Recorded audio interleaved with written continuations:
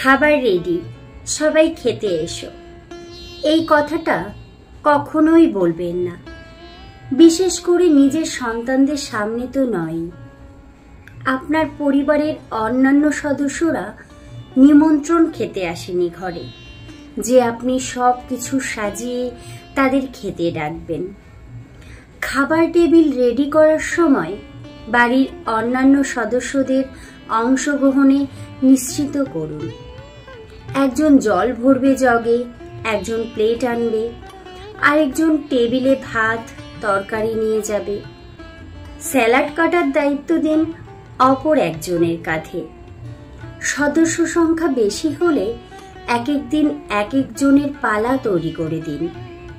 আপনার সন্তানদের এটা শেখাবেন না যে খাবার রেডি করে মুখের সামনে সাজানোর দায়িত্ব মায়ের, আর তাদের দায়িত্ব শুধু খাওয়া।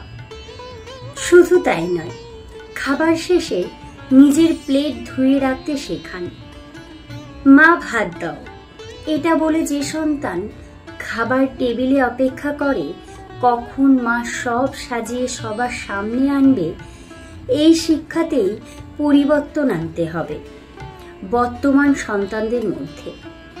পরিবারের একজনকে সব দায়িত্ব না দিয়ে সকলে মিলে দায়িত্বগুলো যদি ভাগ করে নিতে পারে, তাহলেই পরিবার যেমন সুখের হয়, তেমনি পরিবারের সন্তানদের মধ্যে সুশিক্ষা জাগ্রত হয় এবং সেটাকেই প্রকৃত পরিবার বলে।